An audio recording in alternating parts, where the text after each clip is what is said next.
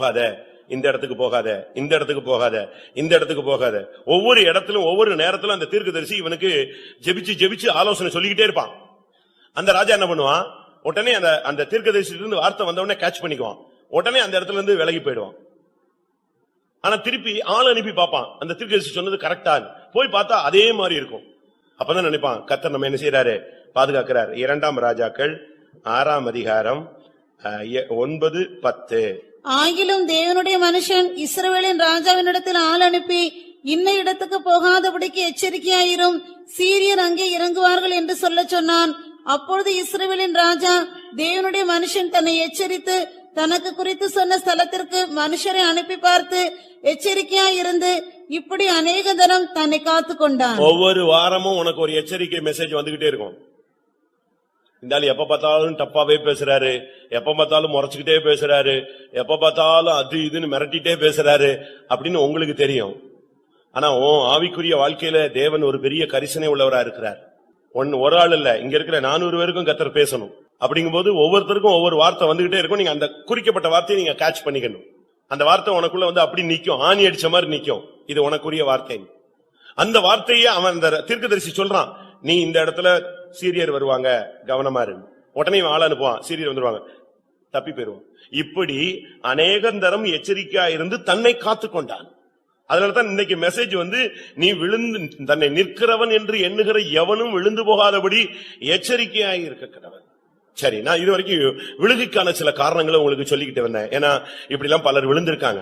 ஆனா யார் விழமாட்டார், எவைகள் விழாது, அதையும் நம்ம கற்றுக்கொள்ள வேண்டியது அவசியம். நான் அதுக்கு 2-3 வசனங்களை உங்களுக்கு முன்பாக வைக்க விரும்புகிறேன். ஆமோஸ் 9 அதிகாரம் 9 வசனம். ஆமோஸ் 9 அதிகாரம் 9 வசனம்.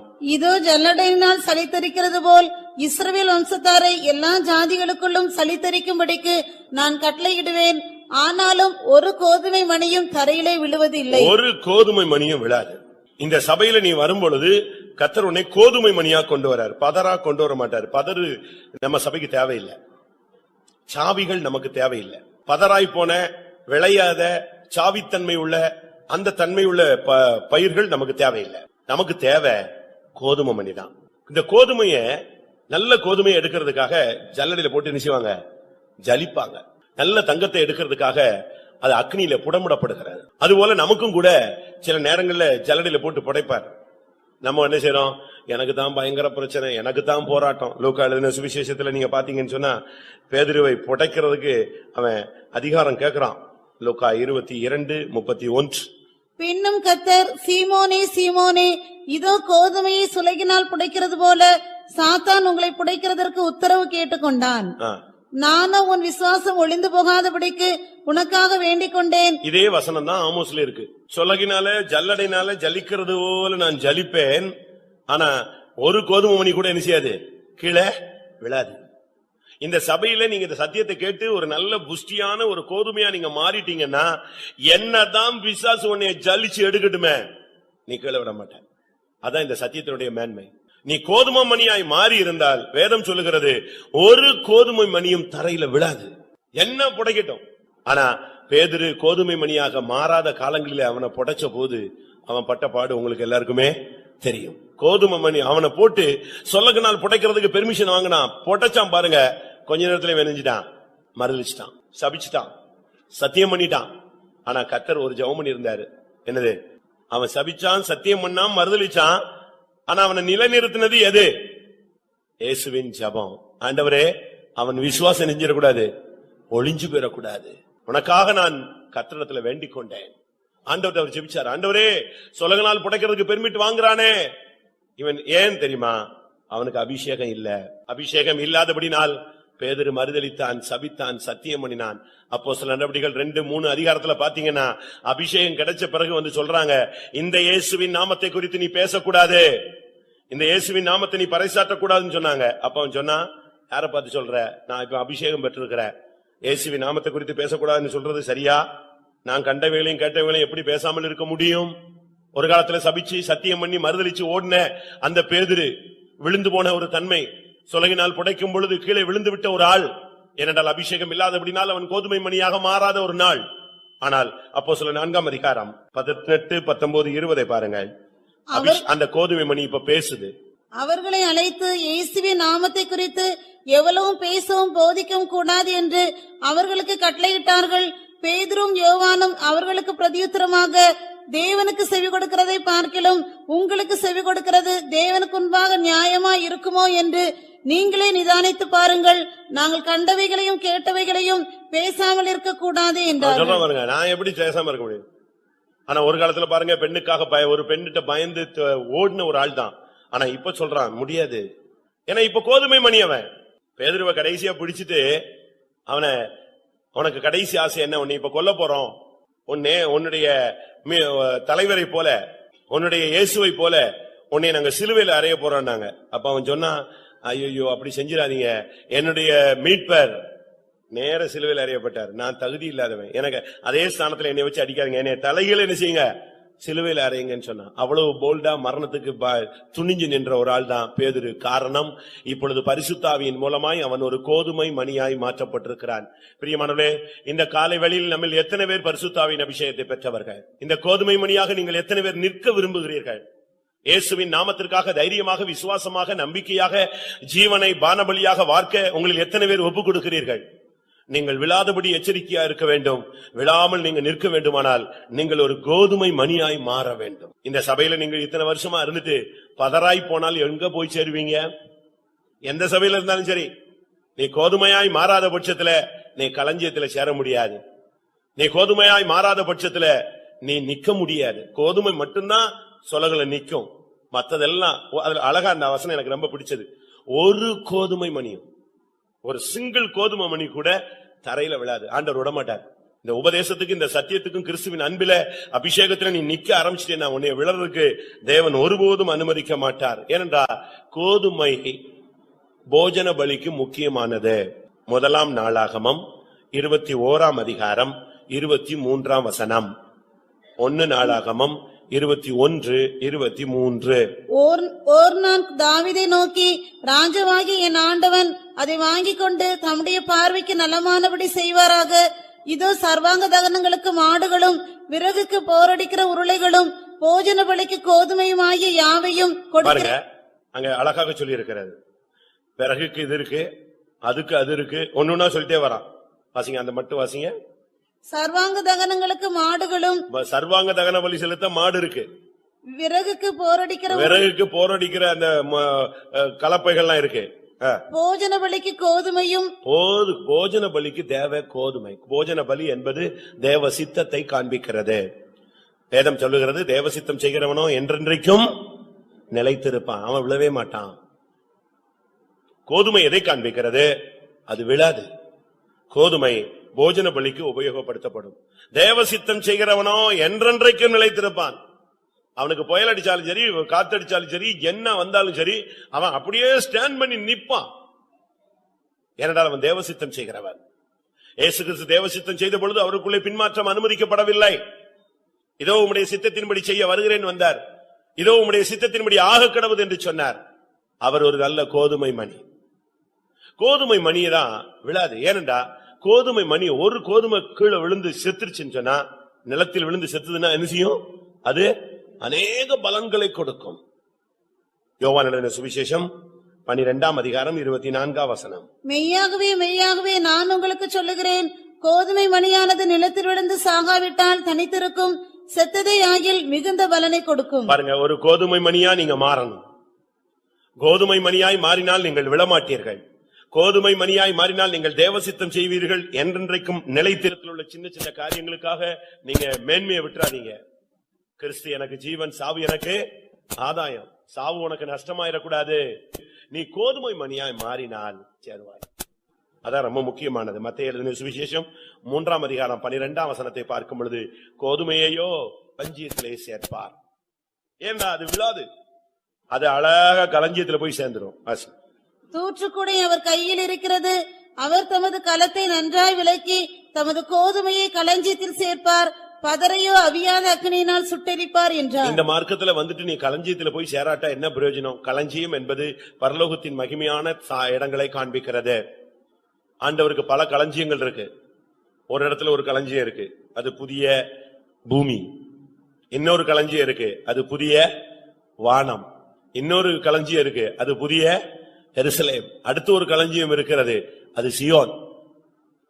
இப்படி பல களஞ்சியங்களை கர்த்தர் ஏற்படுத்தி வச்சிருக்கிறார். நீ களஞ்சியத்துல போய் என்ன செய்யணும்? சேர்ந்துடணும். நம்முடைய வாழ்க்கையில நாம் ஒரு கோதுமை மணியா இருந்தால் விழமாட்டோம். நாம் கோதுமை மணியா இருந்தால் ஜீவனை கொடுப்போம். நாம் கோதுமை மணியா இருந்தால் தேவசித்தம் செய்வோம். கோதுமை மணியா இருந்தால் களஞ்சியத்துல போய் சேர்க்கப்படுவோம். அதனால வேதம் அழகாக சொல்லுகிறது, தேவனுடைய காரியங்களை நீங்கள் கவனமாக இருக்க வேண்டிய ஒரு நேரம். ஒரு மனுஷனும் விழாதபடிக்கு எச்சரிக்கையா இருக்கணும். எப்பொழுது ரொம்ப கவனமா இருங்க.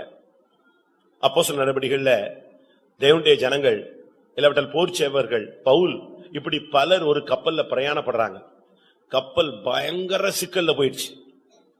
அதே மாதிரி ஒரு சிக்கல் வந்ததே கிடையாது.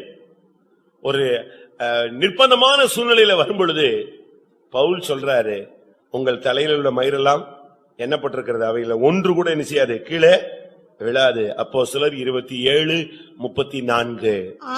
விழாது. ஆகையால் போஜனம் பண்ணும்படி உங்களை வேண்டிக் கொள்கிறேன், நீங்கள் தப்பி பிழைப்பதற்கு அது உதவியாயில் இருந்து ஒரு மயிரும் விழாது என்றான். தலையில இருந்து ஆண்டவர் சொல்றாரு, நான் அறியாம உனக்கு ஒண்ணுமே நடக்காது. ஒரு சிலர் எல்லாம் விழுந்து போயிருவோமோன்னு பயப்படுறாங்க. ஒரு சிலருக்கு அப்படி ஆயிடுமோ இப்படி ஆயிடுமோன்னு பயப்படுறாங்க. தலையில இருந்து ஒரு முடி நீ சிக்கு எடுக்கும் போது கீழே விழணும்னா கூட வித் பெர்மிட் யார்ட்ட அடிக்கணும்? ஆண்டவர்கிட்ட பெர்மிட் கேட்ட பிறகுதான் உன் தலையில இருக்கிற முடியில ஒண்ணு கீழே விழும். ஆனா நீங்க டெய்லி பிடிச்சு பாதியை வெட்டி எடுத்துருவீங்க, வச்சிருக்காங்களா? ஒரு சிலர் டெய்லி வெட்டி விட்டுக்கிறாங்க. இப்படி வெட்டி விடுறாங்க, டிசைன் டிசைனா வெட்டி விடுறாங்க. பெண்கள் வெட்டக்கூடாதுன்னா பெண்கள் வெட்டுறாங்க, ஆண்கள் வெட்டணும்னா வெட்ட மாட்டேங்கிறான். இதான் இப்ப ஆப்போசிட்டா ஓடிட்டு இருக்கு. பைபிள்ல அழகா சொல்லி இருக்கு, யார் முடிய தலைமுடிய வெட்டக்கூடாது, யார் தலைமுடிய வெட்டணும்னு பைபிள்ல ரொம்ப தெளிவா இருக்கு. 1 கொரிந்தியர் 11 ரொம்ப தெளிவா இருக்கு. அது நீங்க வீட்டுல போய் உட்கார்ந்து நல்லா படிச்சு பாருங்க. ஆனா என்ன நடந்துச்சு, ஒரு பிள்ளைகிட்ட ஒரு குழந்தைய கொடுத்து அனுப்பியிருக்காங்க, ஒரு 12 வயசு பிள்ளைகிட்ட. குழந்தைக்கு போய் அதுக்கு இதான் சின்ன குழந்தை, நீ போய் மொட்டை அடிச்சுட்டு வா, அப்பதான் நல்லா முடி வளரணும், இந்த ஒரு வார்த்தையை சொல்லி அனுப்பியிருக்காங்க. இந்த பிள்ளை போய் தானும் மொட்டை அடிச்சுட்டு வந்துருச்சு. அந்த குழந்தைக்கு மொட்டை அடிச்சிருச்சு, தனக்கு மொட்டை அடிச்சு. என்னன்னு கேட்டா, நீ சொல்லிவிட்டீங்கல்ல நல்லா முடி வளரணும், எனக்கும் கூட நல்லா வளரல, அதனால நானும் சேர்ந்து அணிஞ்சிட்டேன், அடிச்சு வச்சு. நம்ம ஆளுங்க இப்படித்தான் வர்றாங்க. நீங்க இந்த தலையில் உள்ள முடியை குறித்து பைபிள்லயே ஆண்டவருக்கு ஒரு கரிசனை இருக்கு. உன் தலையில் உள்ள முடியெல்லாம் என்ன செய்யப்பட்டிருக்கிறது, எண்ணப்பட்டிருக்கிறது. ஆண்டவர் அறியாம அது விழாது. அப்படி இருக்கும்போது உன்னுடைய வாழ்க்கையில ஏதாவது தேவன் அறியாம சம்பவிக்குமா? புருஷன் செத்துறான், மனைவி செத்துறா, அம்மா செத்துறா, அண்ணன் செத்துறான், தம்பி செத்துறான், குழந்தை செத்துறது, உடனே விசுவாசத்தை விட்டு போயிடுறாங்க, சத்தியத்தை விட்டு போயிடுறாங்க. எனக்கு மட்டும் ஏன் இப்படிங்கிற ஒரு பெரிய கொஸ்டின், எல்லாருக்கும் கொஸ்டின் வந்துகிட்டே இருக்கு. எனக்கு மட்டும் அது நடந்துருச்சு, எனக்கு மட்டும் அது நடந்துருச்சு, எனக்கு மட்டும் அது நடந்துச்சு. நீங்க உங்களுக்கு மட்டும்தான் நீங்க நினைச்சது நடந்துகிட்டே இருக்கு. நம்ம விசுவாச வீட்டுக்கு, விசுவாசிகள் வீட்டுக்கு அங்க ஒரு குட்டி பையன் வந்தான். எனக்கு ஏற்கனவே தெரியும் இவங்களுக்கு 2 பிள்ளை தானே, இது என்னன்னு கேட்டேன். அப்ப அவனை கேட்டா அவன் நகைலாம் போட்டுறான், குட்டி பையன். அப்ப அவங்க சொன்னாங்க, பக்கத்துல உள்ள ஸ்கூல் ஓனருடைய பேரன். அவன் எப்பவும் பார்த்தாலும் இங்கதானே இருக்கானா, அவன் எப்பவுமே இங்கதான் இருப்பான். ஏன் அவங்க அம்மா அப்பாட்ட போக மாட்டானா? அவங்க அம்மா அப்பாவா, அவங்க ஒரு ஆக்சிடென்ட்ல 2 பேருமே நெஞ்சிட்டாங்க, இறந்துட்டாங்க. இவன் அந்த ஆக்சிடென்ட்ல இருந்தவன். அடிச்ச உடனே இவன் எப்படியோ அந்த கண்ணாடி வெளியே எங்க வந்துட்டான், வெளியே போயிட்டான். சின்ன குழந்தை, இவனை வெளியே தூக்கி எரிஞ்சிருச்சு. அது அடிச்ச அடியில் அம்மாவும் அப்பாவும் செத்துட்டாங்க. இப்ப அந்த பையன் இருக்கான். நான் எதுக்கு இதை சொல்றேன்னா, அவனுடைய வாழ்க்கை எப்படி இருக்கும் நீங்க யோசிச்சு பாத்தீங்களா? நம்ம நினைக்கிறோம் நமக்கு மட்டும்தான் நினைஞ்சிருச்சு, புதுசா ஒண்ணு நடந்துருச்சுன்னு நினைக்கிறோம். அப்படி அல்ல. நம்முடைய வாழ்க்கையில நடந்தது எல்லாருடைய வாழ்க்கையில நடக்குது. ஆனா ஒன்று, உங்களுடைய வாழ்க்கையில தேவன் அறியாம நடக்காது. எத்தனை பேர் விசுவாசிக்கிறீங்க? எழும்பல பாத்தீங்களா? தேவன் அறிஞ்சா ஏன் இப்படி எல்லாம் நடக்குது, எங்க அம்மா செத்து போயிருவாங்களா, எல்லாருக்கும் அம்மா உயிரோட இருக்காளா, எனக்கு மட்டும் தானே செத்து போயிட்டாங்க அப்படிங்கிறோம். அப்படி அல்ல. தேவன் அறியாம உனக்கு ஒண்ணு நடக்காது. ஏன்னா எல்லாத்துக்குமே ஒரு டேட் பிக்ஸ் பண்ணி வச்சிருக்காரு. அந்தந்த டயத்துல அவங்கவுங்க என்ன செய்வாங்க, பாஸ் ஆகிட்டே இருப்பாங்க. நம்முடைய பாஸ்டர் மும்பைல ஒரு பெரிய பாஸ்டர் இருந்தார். அவர் சொன்னார், 5:25 நான் என் ஓட்டத்தை முடிப்பேன். உடனே அவங்க என்ன பண்ணிட்டாங்க, 4 மணி பிளைட்ல எங்க ஏத்திட்டாங்க, பயந்து போய் சென்னைக்கு ஏத்திட்டாங்க. 5:25 பிளைட்லயே அவர் நெஞ்சிட்டாரு, இறந்துட்டாரு. ஆண்டவர் சொன்ன டைம் அது அப்பாயின்மெண்ட் டைம். அதுபோல நமக்கு நம்ம விசுவாசிக்கணும். நம்ம தேவனை அறியாம நமக்கு ஒண்ணுமே என்ன செய்யாது, நடக்காது. வேலை கிடைக்குதா அது தேவன் அறியாம நடக்க. வேலை போகுதா தேவன் அறியாம நடக்க. எல்லாமே தேவன் கால்குலேட் கரெக்டா வச்சிருக்கிறார். ஆனா நீ அந்த கால்குலேஷன்ல கரெக்டா உள்ள வந்துகிட்டே இருந்தீனா கர்த்தர் எல்லாம் நன்மைக்கு எதுவாய் நெஞ்சிட்டே இருப்பாரு. அவரிடத்தில் அன்பு கூறுகிறவர்களுக்கு சகலமும் நன்மைக்கு எதுவாய் நடக்கிறது. ஒருபோதும் தேவன் தீமையை அனுமதிக்கிறது இல்ல. இந்த நாசரேத்துல உள்ள ஒரு ஃபேமஸான ஊழியத்துக்கு எடுக்காம விட்டுட்டாங்க ஒரு ட்ரிப். அவர் எங்க ஓடிட்டாராம், ரயில்வே டிராக்ல ஓடிட்டாராம் செத்து போறதுக்கு. என்ன ஊழியத்துக்கு எடுத்து ஓடிட்டாராம். திருப்பி எல்லாரும் டிராக்ல ஓடி போய் நிஞ்சிருக்காங்க, பிடிச்சிட்டு வந்தாங்கன்னு கேள்விப்பட்டேன். பேர சொன்னா நீங்க கண்டுபிடிச்சிருவீங்க, உங்களுக்கு என்ன ஃபிகர். திருப்பி அவர் அடுத்த வருஷம் ஊழியத்துக்கு வந்துட்டாருன்னு வச்சுக்கோங்களேன். ஆனா பாஸ்டர் டிவி நீங்க படிச்சு பாத்தீங்கன்னா 7 வருஷம் ஊழியத்துக்கு வந்து நீ சரியில்லை நடத்திப்பில்ல போட்டாங்க. 7 வருஷம் கழிச்சுதான் அவர் ஊழியத்துக்கு நெஞ்சாங்க எடுத்தாங்க. ஆனா 7 வருஷம் கழிச்சு வந்ததுனால அவர் ஸ்டாண்ட் பண்ணி சபையினுடைய தலைமை போதகரா நெஞ்சாரு, மாறினார் ஒரு பக்குவத்துக்குள்ள வந்ததுனால. அப்ப தேவன் அறியாம ஒண்ணுமே நடக்காது. உன் தலையில் உள்ள ஒரு மயிர் கூட விழாதுங்கும் போது நம்ம எவ்வளவு கவனம். தேவன் அறியாம அப்போஸ்தலர் நடபடிகள் 27ஆம் அதிகாரம் ஒரு பயங்கரமான ஒரு மோசமான கண்டிஷன். கப்பலே உடைஞ்சு நொறுங்கி போய் பலகையை பிடிச்சிட்டு எல்லாரும் வெளியே வராங்க. எல்லாருக்கும் செத்துருவோங்கிற முடிவு உண்டாயிடுச்சு. போர் சேவர்கள் சொன்னாங்க இவங்களெல்லாம் வெட்டிடலாம், இவெல்லாம் குற்றவாளி தானே, குற்றவாளி ஏன் உயிரோட வைக்கணும், எல்லாத்தையும் கொண்டுட்டு நம்ம தப்பி போலான்ட்டாங்க. அவங்க படவெல்லாம் இறக்க ஆரம்பிச்சிட்டாங்க. கப்பல்ல இருந்து இந்த லைஃப் போட்டை இறக்கிட்டு தப்பி போக பார்த்தாங்க. கடைசியில பாத்தீங்கன்னா கப்பல் தட்டி உடைஞ்சு நொறுங்கி போச்சு. ஆனா பவுல் ஆண்டவர்கிட்ட பேசினார். ஆண்டவர் பவுல்கிட்ட பேசினாரு, ஒரு மயிரும் கீழே விழாது, உன் தலையில் உள்ள ஒரு முடி கூட விழாது, அவங்க அவ்வளவு வரையும் நான் காப்பாற்றுவேன்னு சொன்னார். விழுகையை தேவன் அனுமதிக்கிறது இல்லைன்னு சொல்றேன். அதுக்குதான் நான் சொல்லிட்டு வரேன். விழுகை தேவன் வாஞ்சிக்கிற காரியமே கிடையாது. உன் தலையில் உள்ள ஒரு முடி கூட கீழே விழாதுன்னா உன்னைய விழுதுக்கு தேவன் விடுவாரா? உள்ளங்கைகள் வரைந்து வைத்திருக்கிறார். அவன் எத்தனை தரம் தள்ளினாலும் கர்த்தர் உன்னை தூக்கி எடுத்து நிறுத்துவார். விழுந்துட்டியா சோர்ந்து போகாத. மீகாவின் புஸ்தகத்துல வாசிக்கிறோம், நான் விழுந்தாலும் எழுந்திருப்பேன், என் சத்துருவை எனக்கு விரோதமா என்ன செய்யாதே, நீ பெருமை பாராட்டாதே, சந்தோஷப்படாதே. மீகா 7ஆம் அதிகாரம் 8ஆம் வசனம். என் சத்துருவே எனக்கு விரோதமாய் சந்தோஷப்படாதே, நான் விழுந்தாலும் எழுந்திருப்பேன், நான் இருளிலே உட்கார்ந்தால் கர்த்தர் எனக்கு வெளிச்சமாய் இருப்பார். இன்னைக்கு நீ விழுந்திருந்தா இன்னைக்கு எழும்பிரு. இனிமேல் விழாதபடி நீ கவனமா இருக்க வேண்டிய ஒரு காலம் வந்து விட்டதே. அடுத்ததாக நாம் பார்க்கும் பொழுது தேவன் சொன்ன வார்த்தைகள் விழாது. வசனம் கீழே விழுந்து போகவே போகாது. ஆண்டவர் உங்களுக்கு ஒரு வார்த்தை சொல்லியிருக்காருன்னு வச்சுக்கோங்களேன், உங்க பிள்ளைக்காகவோ வேலைக்காகவோ உங்களுடைய ஊழியத்துக்காகவோ உங்களுடைய வருங்காலத்துக்காக ஒரு வேர்டு ஆண்டவர் சொல்லியிருக்காருன்னா அந்த வார்த்தை நிறைவேறாமல் நிச்சயமா நிச்சயாது போகவே போகாது. அதை மட்டும் நீங்க உங்க விசுவாசத்துல ஸ்ட்ராங்கா வச்சுக்கோங்க. ஏன்னா சொன்னது யாரு? தேவன். 1 சாமுவேல் 3ஆம் அதிகாரம் 19ஆம் வசனம். விழுகைக்கான காரணங்களையும் நான் உங்களுக்கு சொல்லிட்டு இருந்தேன். இப்போ விழாத ஒரு காரணம் என்னன்னு சொல்லிட்டு வரேன். சாமுவேல் வளர்ந்தான், கர்த்தர் அவனுடனே கூட இருந்தார், அவர் தம்முடைய எல்லா வார்த்தைகளிலும் ஒன்றையாகிலும் தரையிலே விழுந்து போக விடவில்லை. கர்த்தருடைய வார்த்தை கீழே விழாது. நீ அந்த வசனத்தின்படி நின்னா நீயும் விழ மாட்ட. ஆண்டவருடைய வார்த்தையில நீ நின்னு பாரு, உனக்கு விழுகையே வராது. பாஸ்டர் டிவி அவர்கள் சொல்வாரு, ஒரு ஊழியக்காரன் விழுந்து போறான்னா அவன் பிரமாணத்தின்படி அவன் நடக்கலன்னு அர்த்தம். இந்த சபைக்குன்னு, இந்த உபதேசத்துக்குன்னு, இந்த சத்தியத்துக்குன்னு, இந்த ஊழியத்துக்குன்னு, இந்த அன்னக ஊழியத்துக்குன்னு, இந்த மெல்கிசேதேக்கின் பிரதிஷ்டைக்குன்னு ஒரு பிரமாணம் இருக்கு. ரூல்ஸ் அண்ட் ரெகுலேஷன்ஸ் இருக்கு. 4 மணி ஜெபம், 6 மணி ஜெபம், 10 மணி ஜெபம், அன்னக பிரதிஷ்டை, மெல்கிசேதேக்கை போல தாயும் தகப்பனும் வம்ச வரலாறும் இல்லாத ஒரு வாழ்க்கை. அப்படி ஒரு வாழ்க்கையில சரியான பிரதிஷ்டையில பரிசுத்தத்துல அவன் நின்னான்னா விழவே மாட்டான். பிரமாணத்தை மீறுவது என்னது? பாவம். எங்கேயாவது ஒரு இடத்துல பிரமாணத்தை மீறி இருப்பான், அவனுக்குள்ள விழுக வந்திருக்குன்னு சொல்வார். நீங்க வசனத்துல நின்னு பாருங்க, வசனத்துல ஸ்டாண்ட் பண்ணி பாருங்க. கர்த்தருடைய வசனமும் விழாது. வசனத்தின்படி வாழ்கிறவன் என்ன செய்ய மாட்டான்? விழவே மாட்டான். ஆண்டவருடைய வார்த்தை விழுமா? 25 வருடங்களுக்கு முன்பாக ஆண்டவர் ஒரு வார்த்தை ஆபிரகாம்கிட்ட சொன்னார், நான் உனக்கு ஒரு சந்ததி தருவேன். அவனால அது விசுவாசிக்கவும் முடியல, விசுவாசிக்கலன்னு சொல்லவும் முடியல. ரெண்டுக்கு நடுவில் போய்கிட்டே இருந்தான். கடைசியில 99 வயசுல கர்த்தர் அவன்கிட்ட சொன்னாரு, நீ எனக்கு முன்பாக உத்தமனாயிரு, நான் வாக்குத்தத்தத்தை நிறைவேற்ற போறேன்னு சொன்னார்.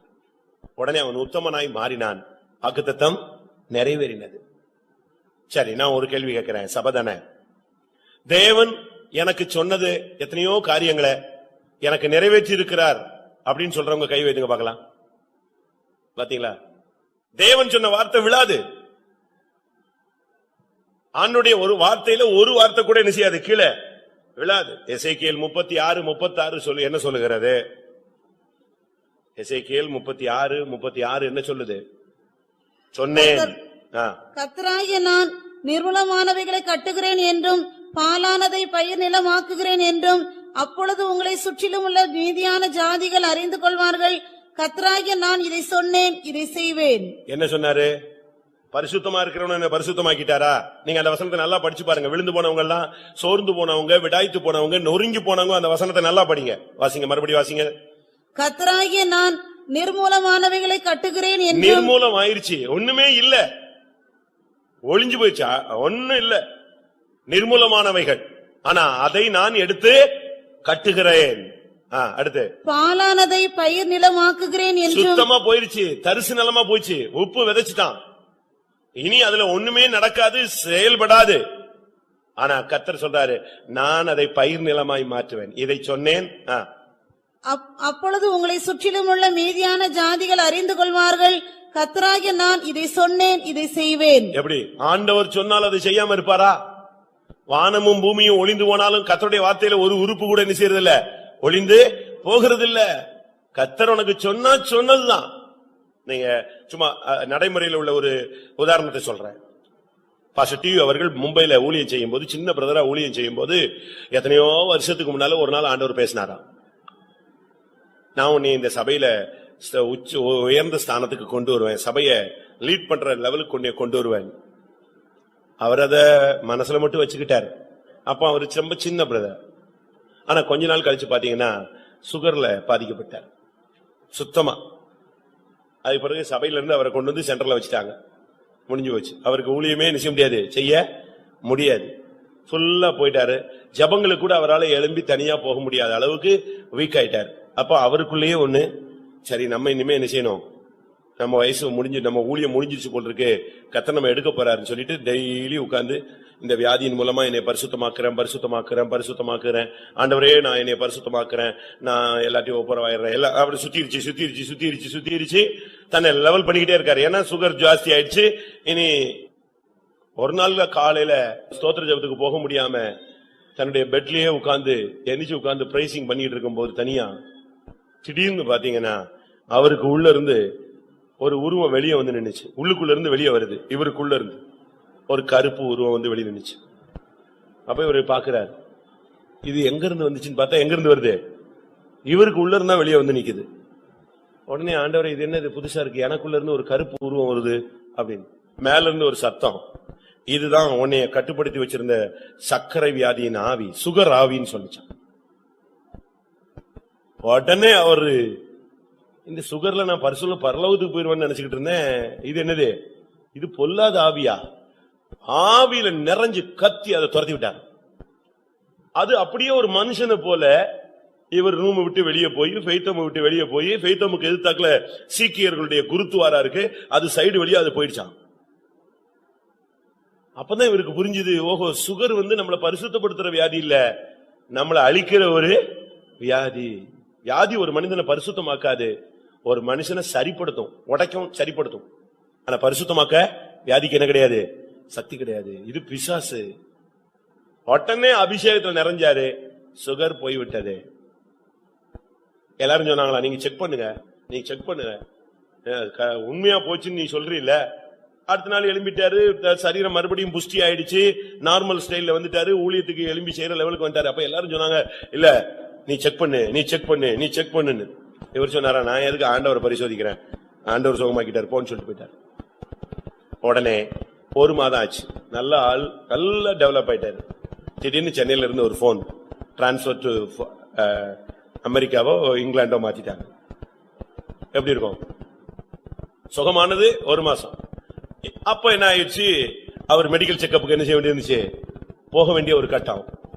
வெளிநாட்டுக்கு போறாங்க, போய் செக் பண்ணா எதுவே இல்ல, சுகரே இல்ல.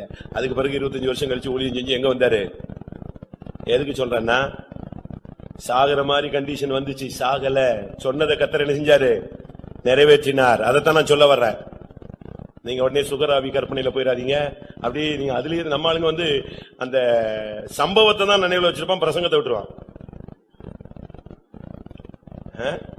மாங்காய் கொட்டை எவ்வளவு பெருசா இருக்குன்னு சொல்லக்கூடாது, மாம்பழம் எப்படி இருந்துச்சுங்கிறது தான் நமக்கு என்னது ரொம்ப முக்கியம்.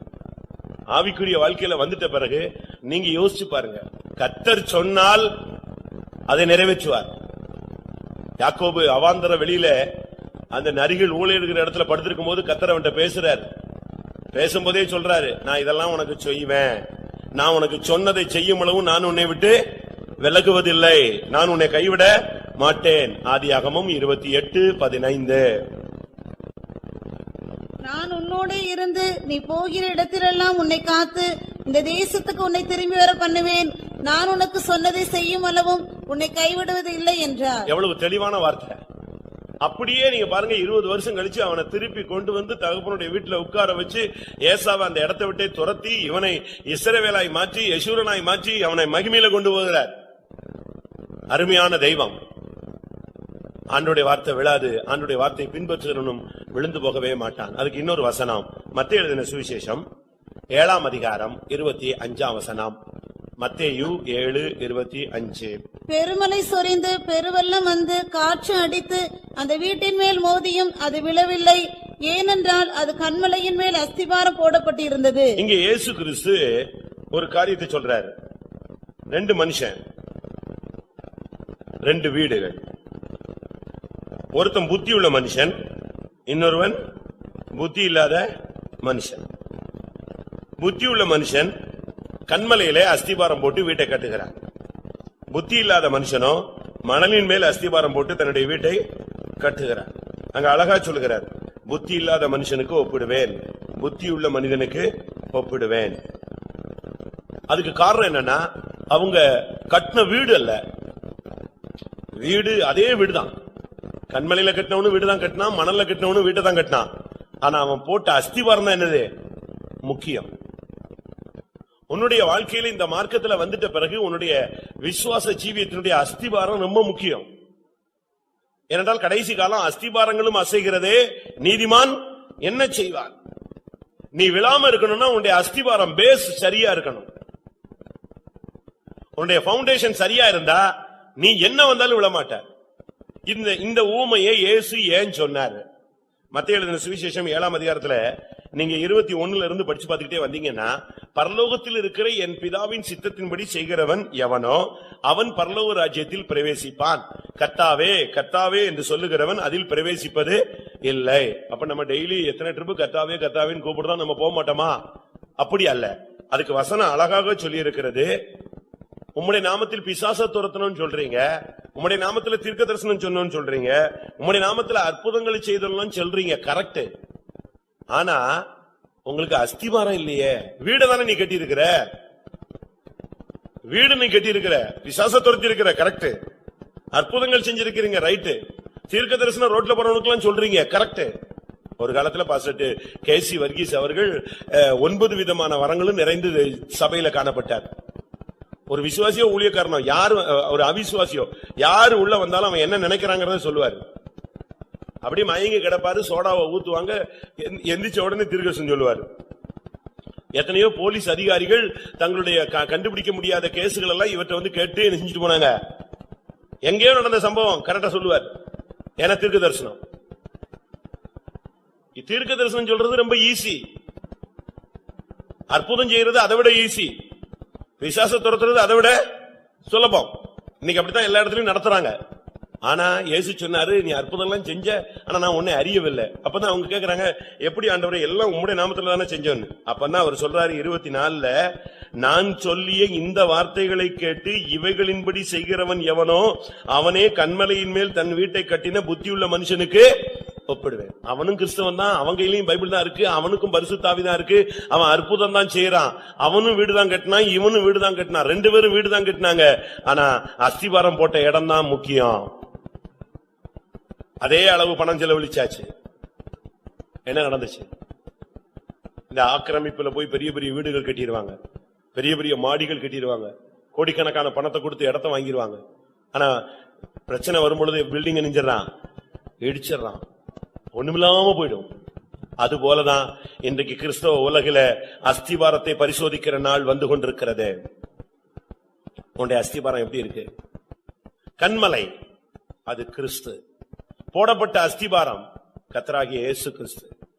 அந்த அஸ்திபார கற்கள் யார்? எபேசியர் 2 அதிகாரம் 19-20 நீங்க பாத்தீங்கன்னா, அஸ்திபாரம் கண்மலையில போடணும். அந்த அஸ்திபாரத்துல நீ கட்டி, ஒரு விசுவாசி மாளிகை, ஊழியக்காரன் அஸ்திபார கற்கள். வாசிங்க. ஆகையால் நீங்கள் இனி அந்நியரும் பரதேசிகளுமாய் இராமல் பரிசுத்தவான்களோட ஒரே நகரத்தாரும் தேவனுடைய வீட்டாருமாய் இருந்து அப்போஸ்தலர் தீர்க்கதரிசிகள் என்பவர்களுடைய அஸ்திபாரத்தின் மேல் கட்டப்பட்டவர்களுமாய் இருக்கிறீர்கள். அதற்கு இயேசு கிறிஸ்து தாமே மூலைக்கல்லாய் இருக்கிறார். இயேசு கிறிஸ்து மூலைக்கல்லு. அதுக்கு மேல உள்ள அஸ்திபார கற்கள் எல்லாம் அப்போஸ்தலர் தீர்க்கதரிசிகள். அதுக்கு மேல விசுவாசிகள் மாளிகையாக கூட்டி கட்டப்பட்டு எழுப்பப்பட்டு வருகிறீர்கள். இந்த அஸ்திபாரம் கரெக்டா ஸ்ட்ராங் பவுண்டேஷன் நீ போடணும். சரியான கண்மலை உபதேசத்துல அஸ்திபார கற்கள் அந்த அப்போஸ்தல உபதேசத்துல உன்னைய கட்டி எழுப்பணும். நீ பாட்டுக்கு மண்ணுல போய் கட்டி எழுப்பிட்டு அற்புதம் நடந்துச்சுன்னு சொல்லிட்டு விட்டுட்டு கடைசியில பெருமழை வரும், பெரும் வெள்ளம் வரும், பயங்கரமான காற்றடிக்கும். வெள்ளம் வரும் பொழுது இந்த மணலில் கட்டப்பட்ட வீடுகள் நெஞ்சிரும், போயிடும். நீங்க இந்த டிஜிபி ஜாங்கிட்னு ஒரு ஆளை கேள்விப்பட்டிருக்கலாம். தூத்துக்குடி டிஸ்ட்ரிக்ட்ல கூட ஒரு காலத்துல இருந்தார். அவருடைய அண்ணன் ராஜஸ்தான்ல இப்போ கொஞ்ச நாளைக்கு முன்னால வெள்ளங்கள்லாம் பயங்கரமா வந்துச்சு நார்த் இந்தியால. அவங்க எத்தனையோ பூர்வீகமா அந்த இடத்துலதான் இருக்காங்க. திடீர்னு பாத்தீங்கன்னா பயங்கர மழை, பயங்கர வெள்ளம். அவங்க அண்ணன் போய் தன்னுடைய நிலங்கள், தன்னுடைய வீடுகள் அங்கங்க இருக்கிறதெல்லாம் போய் பார்த்துட்டு வந்தாராம். போகும்போதெல்லாம் போன் பண்ணிட்டே போனாராம். என்னது, அங்க பயங்கர வெள்ளம் வந்துருச்சு, இங்க பயங்கர வெள்ளம் வந்துருச்சு. இவர் இங்க இருந்து போன் பண்ணி கேட்கிறாரு, அவர் அங்க இருந்து செல்லுல சொல்றாரு, பயங்கரமான மழை, பயங்கரமான வெள்ளம், அது முங்கிருச்சு, இது முங்கிருச்சு, இப்படியே சொல்லிட்டு இருந்தாரு. கொஞ்ச நேரத்துல பார்த்தா போனே என்ன செய்யல, தொடர்பே இல்ல, சுத்தமா அவுட். இவர் என்னடா இவ்வளவு நேரம் பேசிட்டு வந்தாரு, இவர் போனே என்ன செய்யல, வேலை செய்யல. வீட்டுக்கு அடிச்சு பார்த்தா வீட்டுல எடுக்கல, ஒண்ணு எடுக்கல.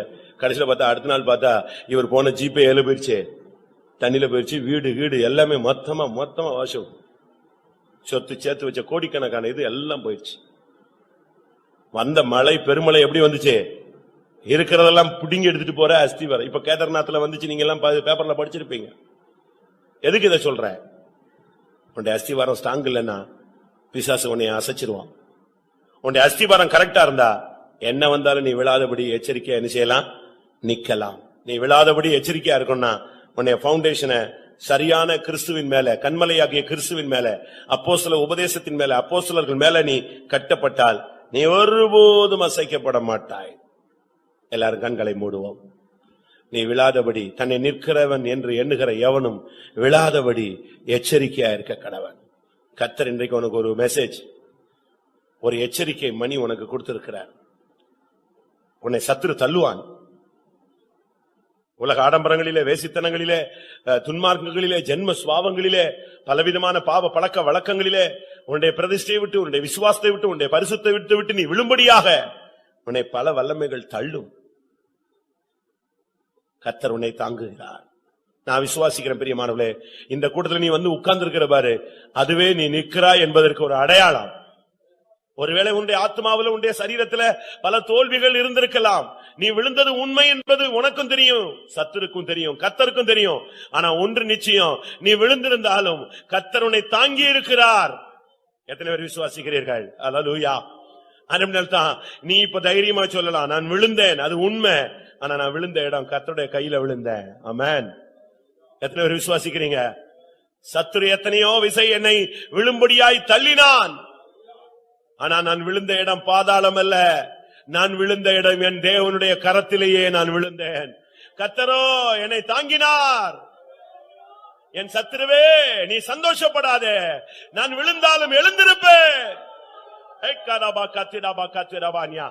விசுவாசத்தை புதுப்பியுங்கள், நம்பிக்கையை புதுப்பியுங்கள், பிரதிஷ்டையை புதுப்பியுங்கள். ஓ, கிருபைகளை பெற்றுக்கொள்ளுங்கள். நான் மறுபடியும் சொல்லுகிறேன், அருமையான தேவனுடைய பிள்ளையே, நீ விழும்படி உன்னை எத்தனையோ விசை தள்ளினது உண்மை, நீ விழுந்து தடுமாறினது உண்மை. ஆனால் நீ தேவனுடைய கரங்களில் விழுந்தாய். அதுதான் இரக்கம். ஆமென். அதுதான் தயவு. அதுதான் தேவனுடைய திட்டம். ஆமென். ஓ, நீ விழுந்து அழிந்து போவது தேவனுடைய திட்டம் அல்ல. தேவனுடைய கையில் விழுந்தபடினால் மறுபடியும் உன்னை தூக்கி எடுத்து நிறுத்துகிறார்.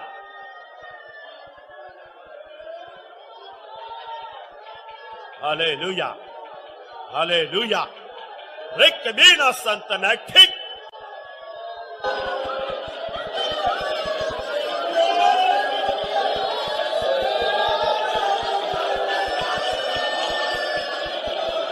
ஆம். ஒருத்தர் கேட்டாரு, நீங்க என்ன விழுந்தது? நான் இதே மாதிரி ஒரு இடத்துல பிரசங்கம் பண்ணி எங்கேயோ ஒருத்தர் சிடி கேட்டு வந்து கேட்டாரு, நீங்க என்ன வித்தியாசமா பிரசங்கம் சொல்றீங்க? என்னன்னு கேட்டாரு. அவன் தான் விழுந்துட்டானே, ஆனா கடைசியில சொல்றீங்க நீ விழுந்தாலும் விழுந்தது தேவனுடைய கரத்துலன்னு சொல்லி அவனை வித்தியாசமா சொல்றீங்க. நான் சொன்னேன், உண்மைதானையா, அவன் விழுந்தது உண்மைதான், நீ சொல்றது உண்மைதான். அதே நேரத்துல அவன் கர்த்தருடைய கையில தான் விழுந்தாங்கிறது நான் சொல்றது உண்மைதான். ஏனென்றால் அவனை அவன் உள்ளங்கையில் வரைந்திருக்கிறார். அவன் விழுந்தாலும் எழுந்தாலும் அங்கேதான் கிடப்பான். அவனை நிலைநிறுத்துகிறவர் தேவன்.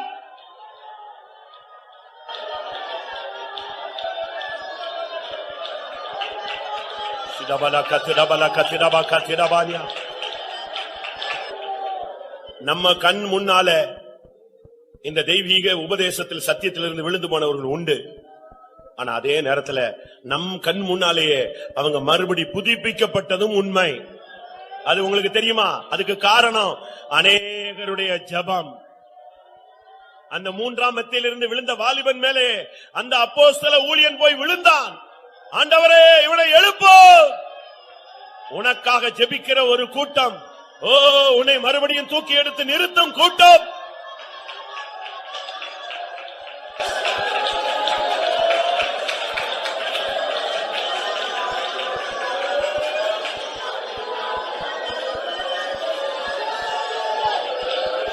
ஆமென். அருமையான தேவனுடைய பிள்ளையே, நீ விழுந்தாய், நீ விழுந்தாய், நீ விழுந்தாய் என்கிற ஒரு சத்தம் உனக்கு கேட்டுக்கொண்டே இருக்கிறது. இன்றைக்கு கர்த்தர் உனக்கு சொல்லுகிறார், நான் உன்னை தூக்கி எடுத்தேன், நான் உன்னை தூக்கி எடுத்து நிலை நிறுத்தினேன், நீ கடைசி வரை நிற்பாய். இது தேவன் உனக்கு சொல்லும் வார்த்தை. நிலை நிறுத்துகிறவர் தேவனே.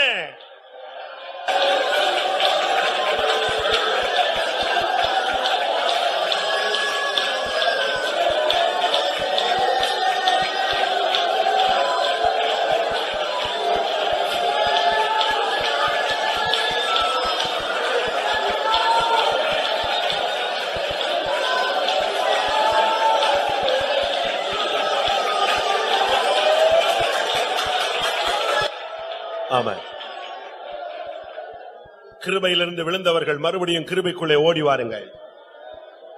3ஆம் மத்தியிலிருந்து விழுந்தவர்கள் எழும்பி வாருங்கள். இன்ன நிலைமையிலிருந்து விழுந்தவர்கள் மறுபடியும் ஆதியிலே செய்த கிரியைகளை செய்யும்படி எழுந்து வாருங்கள். ஆமென், ஆமென், ஆமென், ஆமென். தைரியமாயிரு. கோதுமை மணி நிலத்தில் விழாது. நீ விழுகைக்காக அழைக்கப்பட்டவன் அல்ல, நீ தேவசித்தம் செய்யும்படியாக அழைக்கப்பட்டவன். நீ களஞ்சியத்திலே சேர்க்கும்படியாக அழைக்கப்பட்டவன். நீ எடுத்துக் கொள்ளப்படக்கூடிய சபையில் நிலைக்கப்பட்டவன். என்ன வந்தாலும் பயப்படாத. உன் தலையில் உள்ள ஒரு முடி கூட கீழே விழாது. தேவன் அறியாமல் உனக்கு ஒன்று சம்பவியாது. நீ ராயனுக்கு முன்பாக நிற்பாய். ஓ, நம்முடைய ராயர் ஆண்டவராகிய இயேசு கிறிஸ்து, இயேசுவுக்கு முன்பாக நீ போய் நிற்பாய்.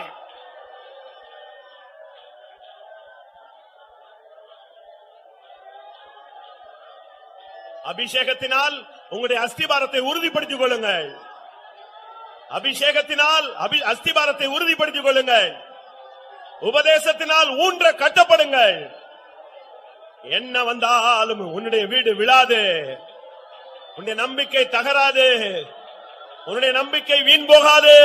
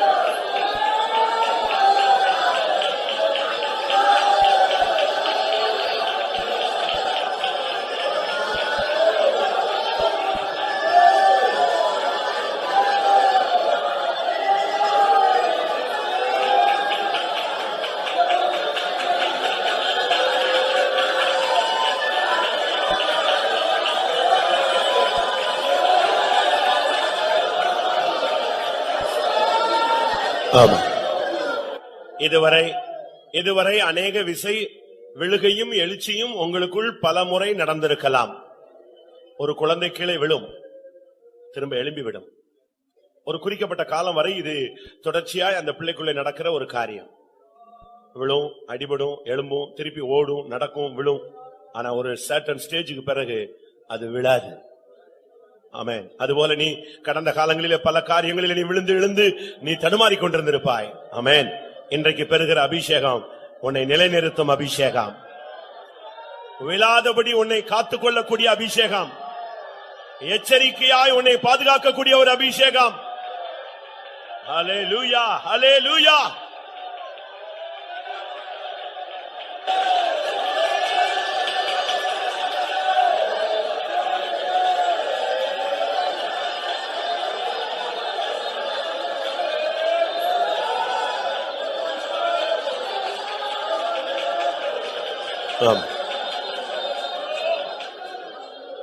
அந்த ஐத்திகே என்கிற வாலிபன் கீழே விழுந்தான், செத்து போனான். அந்த அப்போஸ்தலன் போய் அவன் மேல் விழுந்தான். அவனை தூக்கி, அந்த பைபிள் அழகா சொல்லியிருக்கு, அவனை தூக்கி அவன் அணைத்துக் கொண்டான். அவன் உயிர் அவனுக்குள் வந்தது. விழுந்து விட்டாய், இனி உனக்கு வாழ்க்கை முடிந்து போனது, ஊழியம் முடிந்து போனது என்று பிசாசு பேசிக் கொண்டிருப்பான். இன்னைக்கு கர்த்தர் உன்னோடு பேசுகிறார். ஆமென். உன்னுடைய ஜீவன் உனக்குள் திரும்பி வரப்போகிறது. நீங்க படிச்சு பாத்தீங்கன்னா நல்லா இருக்கும். மறுபடியும் அவங்க ஏறி போய் அதே மேல் வீட்டுக்கு போய் சேர்ந்துட்டான். எப்படி? அதை மட்டும் வாசிங்க. எல்லாரும் கண்கள் மூடி அப்படியே இருப்போம். அப்போஸ்தலர் 20 10 11 12. உடனே பவுல் இறங்கி போய் அவன் மேல் விழுந்து அவனை அணைத்துக் கொண்டு, கலங்காதிருங்கள், இவன் உயிர் இவனுக்குள் இருக்கிறது என்றான். பின்பு ஏறி போய் அப்பம் பிட்டு புசித்து விடியற்காலம் வரவும் வெகு நேரம் பேசிக் கொண்டிருந்து பின்பு புறப்பட்டான். அந்த வாலிபனை அவர்கள் உயிருள்ளவனாக கூட்டிக் கொண்டு வந்து மிகுந்த ஆறுதல் அடைந்தார்கள். அருமையான தேவனுடைய பிள்ளையை, நீ வரும்போது விழுந்த நிலவரத்தில் வந்தாய். ஆமென். கர்த்தர் உன்னை அணைத்துக் கொண்டார். ஆமென். ஹல்லேலூயா. ஆமென். நீ உயிருள்ளவனாய் திரும்பி போ,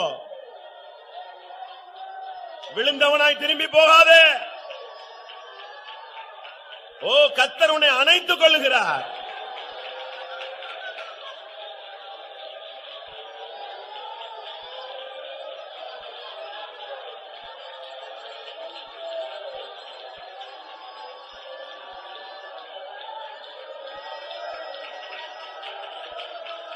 ஹல்லேலூயா, ஹல்லேலூயா, ஹல்லேலூயா.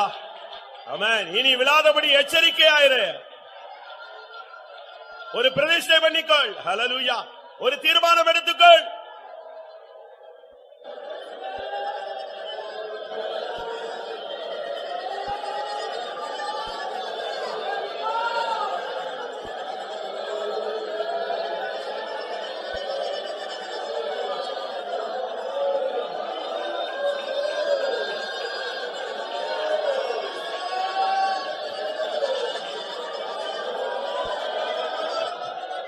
ஹல்லேலூயா, ஹல்லேலூயா, ஹல்லேலூயா. ஆமென், ஆமென், ஆமென். உன் ஆத்துமாவுக்கு தெரியும், உன் ஆத்துமாவுக்கு தெரியும் உன்னை எத்தனை விசை கர்த்தர் தூக்கி விட்டார், எந்தெந்த இடங்களில் கர்த்தர் உன்னை தூக்கி விட்டார், எந்தெந்த இடத்துல நீ தடுமாறினாயோ அங்கெல்லாம் அவருடைய கரம் உன்னை தூக்கினது. எத்தனை பேர் ஒத்துக்கொள்ளுகிறீர்கள்? ஆமென். நான் தடுமாறின நேரங்கள் ஒன்றல்ல, ரெண்டல்ல. ஓ, தேவன் அத்தனை விசைவனை தாங்கி தூக்கி எடுத்து விட்டார். ஆமா. தைரியமாயிருங்கள், விசுவாசத்தோடு இருங்கள், திடமனதாயிருங்கள், புருஷராயிருங்கள், கவனமாயிருங்கள், எச்சரிக்கையாயிருங்கள். கர்த்தர் உங்களோடு இருக்கிறார். ஆமென். உன்னை அழைத்தவர் உண்மையுள்ளவர், உன்னை விடமாட்டார்.